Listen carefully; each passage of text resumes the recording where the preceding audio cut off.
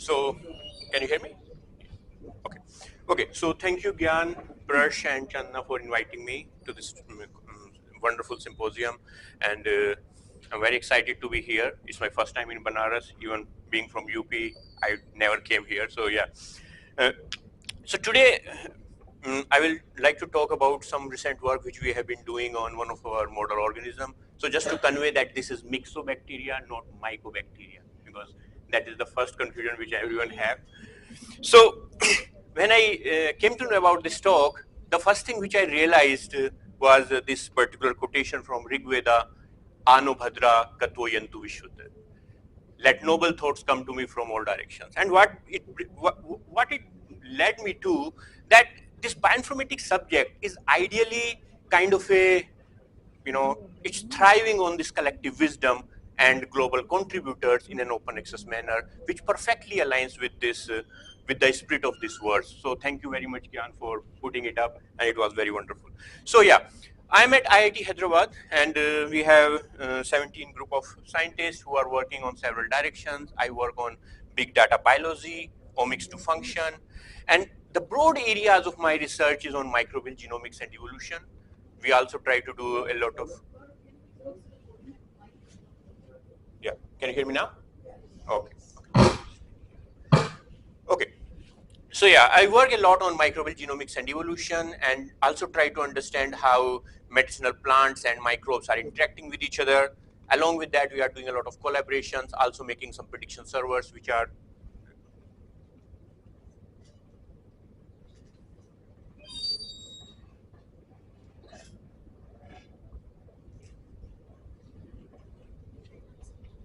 hi, can you hear me? The hearing part or the, hello, hello,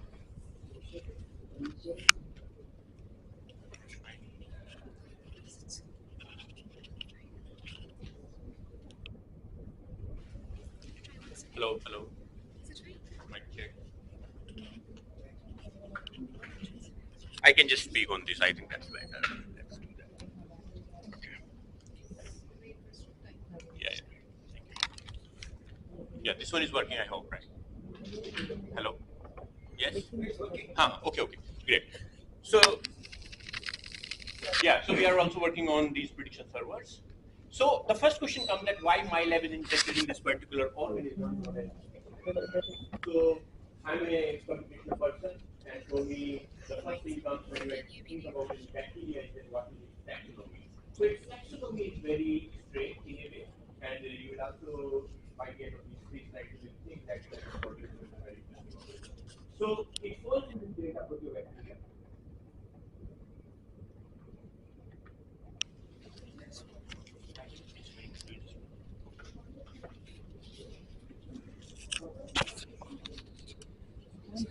Hello. You're saying that it's not working. Hello.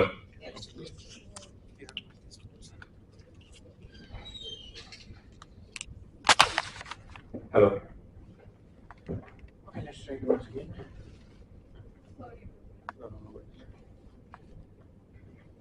Okay, is it better? Okay, so this organism is very interesting because it falls within this delta proteobacteria. And interesting thing about this organism is that they are majorly anaerobes. However, this group evolved from them, and they have this aerobic respiration, which makes them very interesting. However, there are a few connecting links in between which behave like anaerobe within mycobacteria, which we will talk about very soon. The second interesting thing is about their very complex physiology. So these group of organisms are social microbes. They work all together and try to do social motility, make fruiting bodies, secrete like a vast number of secondary metabolites, and do very fascinating predation things.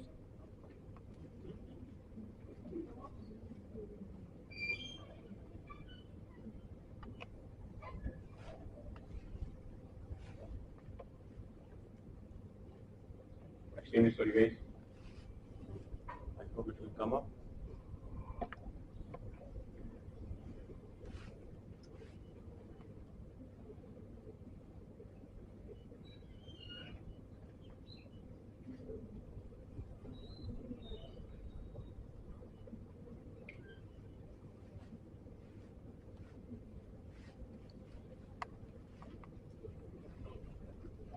Is it because of the laptop or because of here?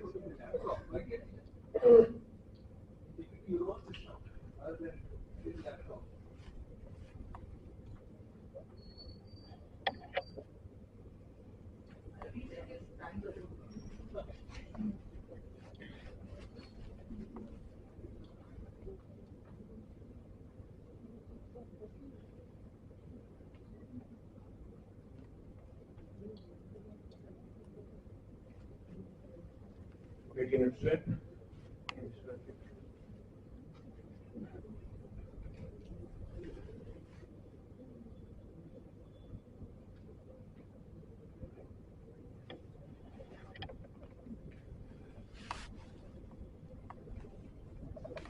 No, it looks like this only. Uh-huh.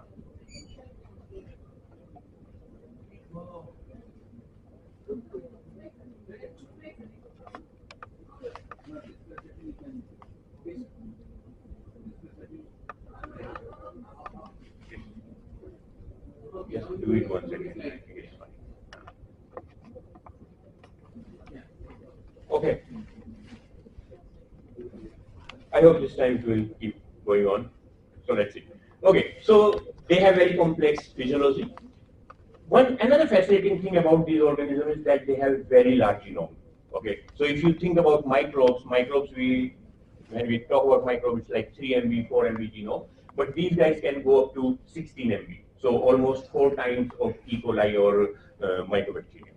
And they have a very high GC content and a very complex signal transaction to live such a complex life.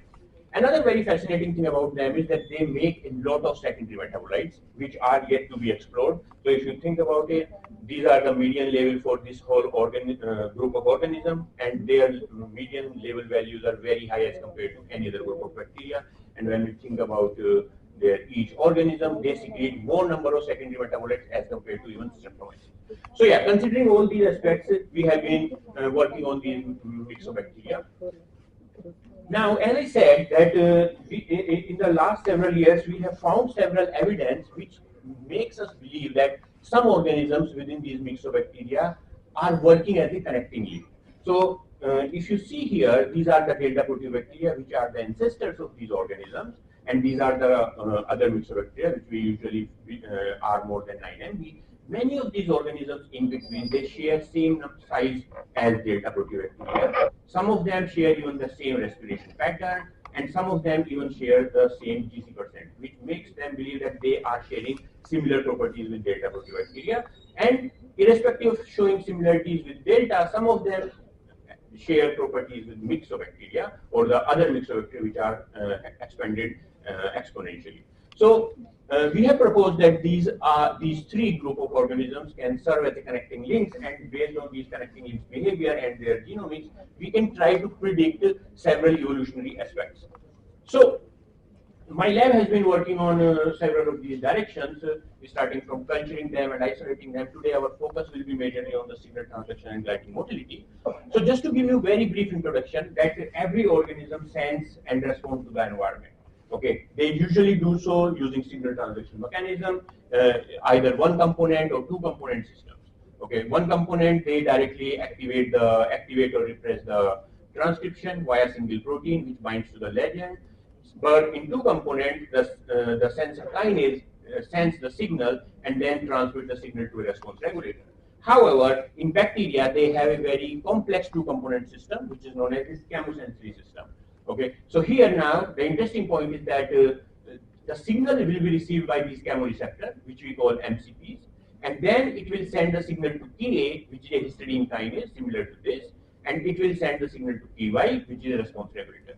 Now, this response regulator will try to activate or suppress either motility or different alternate cellular functions, either flagella motility, developmental gene expression, biofilm formation, and so many. So, over the period of last 20, 30 years, people have been working on chemosensory system, and what people have seen that E. coli or bacillus, like the very well-known organisms, they only have one chemosensory system, which is regulating the motility. So very straightforward, one chemosensory system regulating the motility either by flagella or pili. But in some other organisms, let's say Vibrio cholera, they can have three chemosensory systems. And out of these three, the function of only one is known, which is involved in motility. The rest two is not known. Similarly, in Myxococcus, we have identified 8 chemosensory systems, which is actually the largest known so far. And as you can imagine, because they are very highly social organisms with a very complex physiology, they need multiple chemosensory systems to regulate their life cycle. However, as of now, the function of only only two chemosensory systems are known here. So what we have done in our previous studies, which we published in 2018 in JBAC, we did the first comprehensive comparative analysis of all these mycobacterial CSS systems and identified that along with the 8 known chemosensory systems in these organisms, there are 6 new classes of these chemosensory systems which are present in several of these organisms. And when we went through into their syntenic studies and computational exploration, we were able to predict the function of 2 of them, which is like T8 is involved in regulation of riboflavin synthesis and T5 in regulation of biofilm. So this work, when we did, we used like this Ka protein, which is a very well-known, phylogenetic marker for these chemosensory system. And using similar domain architecture analysis, we found that each clade has, or each CSS type are making their own clade. And in this way, we identified these 6 novel extra chemosensory systems. So it was wonderful till then. So now we have like almost a very big range of distribution of these chemosensory systems. So this was till now. Now recently, like few months back, my PhD student Utkarsha, she will be presenting the same poster tomorrow, I think. So what she realized that this 84 and this LL1, this system is only present in these 2 organisms. And that was very fascinating because ideally, if you see the phylogeny, this is Andromyxobacter or 84, if you see, and this is Labilithrax. Okay, so they are very far apart in their species taxonomy. So as you can see, this is one clade, which is one family or one suborder, and this is another suborder. So it was very fascinating that how come these 2 organisms can have the same type of chemosensory system. So when we looked into these systems, let's say in Andromyxobacter, what we found that this system is present, these 2 chemosensory systems are present side by side, and in both sides we have a very big flagellar gene cluster. So first of all, Myxo doesn't encode flagella. They don't move via flagella. They move by pili. Okay. So what's the purpose of having flagella? So that was the first question which came into her mind. So we started exploring all of these organisms one by one. So just to give you a very quick introduction about the flagella, that it's a very big complex made up of more than 30-50 proteins, and chemosensory systems like TY protein, which I was talking about, the response regulator, it directly regulates the flagellar motor, which helps in moving either forward or tumbling manner for the bacteria. Okay, so ideally, chemosensory system and flagellar system work side by side, and one cannot work without the other. Okay, so when we look into again the phylogeny, what we realize, so if you see, these are all Andromyxobacter organisms. Okay, means let's not focus on this, just see this part because this is of interest here. So all of these are Andromyxobacter organism, which is our connecting link organism, and this LL is Labilithraceae, which is a separate family. Now, if you see out of this, there are 2 clusters. One is here and another is here, and this cluster is involved in F7 type. Now, F7 is known to be the flagellar chemosensory system, which regulates the flagellar motility, not the F8. But F7 and F8 are together. Okay.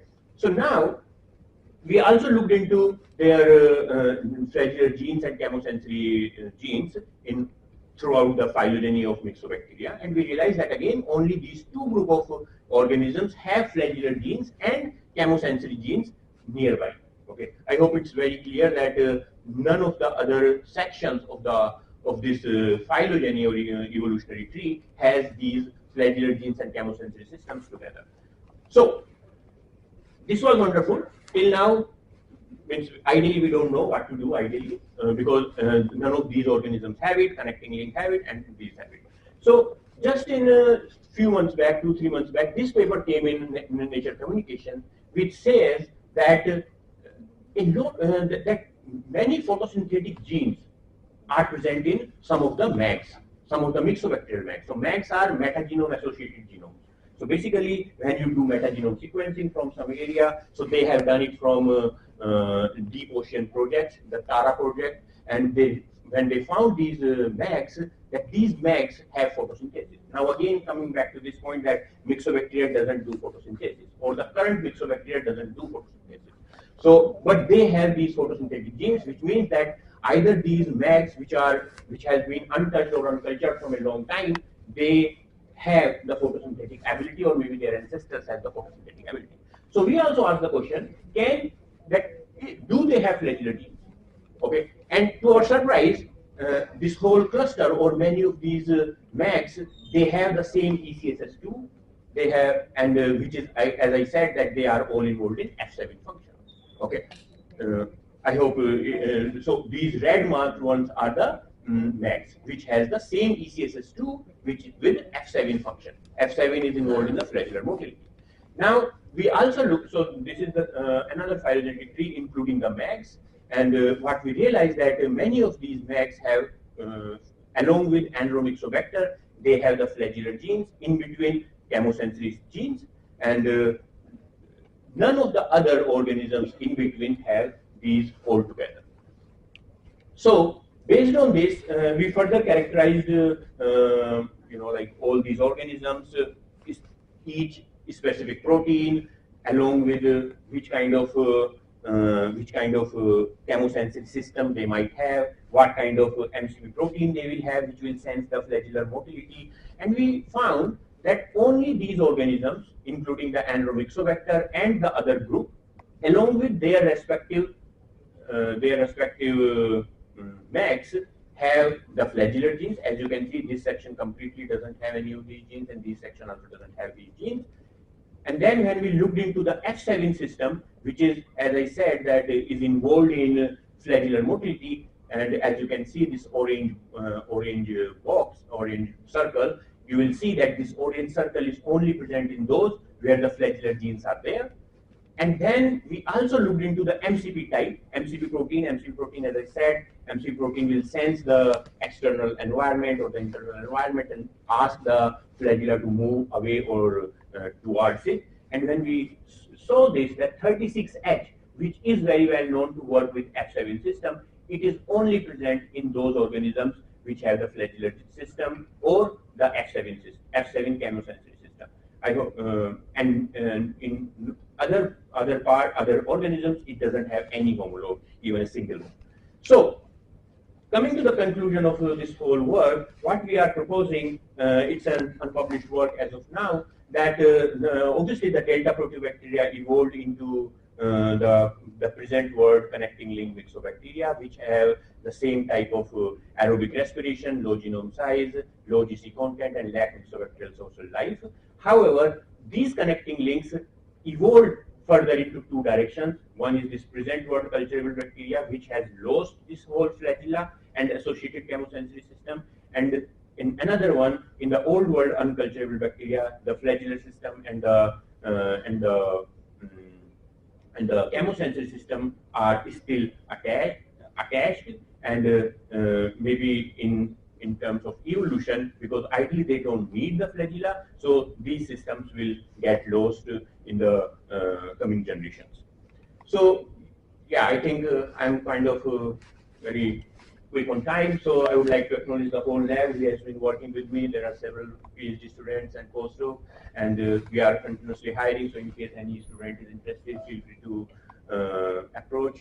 And I would like to leave you with this quote from Carl Woese. So in case some people don't know Carl Woese was the first person who took the 16S RNA and suggested that 16S RNA can be used as a phylogenetic marker. So kind of a father of the molecular evolution. That the time has come to replace the purely reductionist eye-down molecular perspective with a new and genuinely holistic, eyes-up view of the living world, one whose primary focus is on evolution, emergence, and biology's innate complexity. So thank you very much. I will be happy to hear.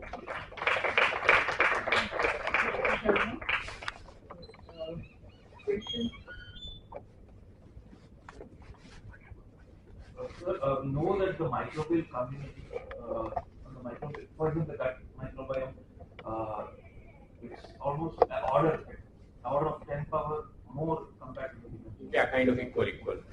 So the C-value paradox says that there's no correlation between genome size and organism size. Hmm. So here also you mentioned the genome size of this particular microorganism which is very large. Yes. So See, the idea here is that if the genome size is large, it will be encoding more number of proteins. So, and the important point with mycobacteria or such kind of bacterial organism is that the encoded protein is equal to the gen density. So, they encode like almost 90% genes. Okay, so they will be involved in some function, right? So, it's not that the large genome. So this large genome we usually talk about in terms of eukaryotes, because then the unannotated and the non-coding, or the non-coding and the coding is very different. Okay, but for these organisms, it's all coding. So they will be doing some function in several entities. the fundamental intuition why the C-value paradox holds because DNA which carries genetic information, the energy mass equivalence E is equal to mc square. It can be converted to information mass equivalence I is equal to mc square. So I information also a fundamental mass. Mm-hmm. So what are your thoughts on this? Let's talk it later.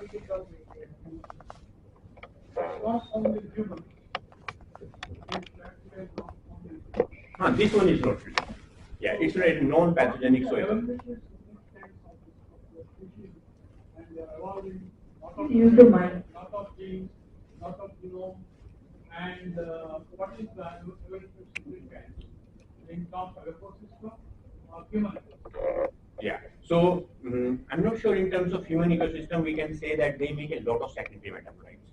Okay. So it can be important, which is kind of an unexplored territory as of now. Okay. As I was mentioning in my few like initial slides, that they make almost more than secondary metabolite as compared to streptomyces. Okay. And many of these new antibiotics are coming from these organisms. So that is one way. But yeah, genome-wise, they have been gaining the genome from different organisms. So they are predators also. Okay, they predate like other small bacteria. So in this way, they have been gaining the genome size. We are still trying to understand that how they are gaining and what's the significance of that. I want to ask one question. Yes. You said that evolution was from a low social life to a high social life. Because of the changes of motor proteins or that made them more social. So the one major difference came in from delta proteobacteria to mycobacteria is that their habitat changes. Delta proteobacteria are usually present in some kind of unusual environment, or iron predominant environment, or sulfur predominant environment. And these organisms came into the soil, like the normal soil, along with actinobacteria, which are also soil bacteria, or bacillus, which are also soil bacteria. So that was one major change, which might have triggered them to gain their genome size, because it's kind of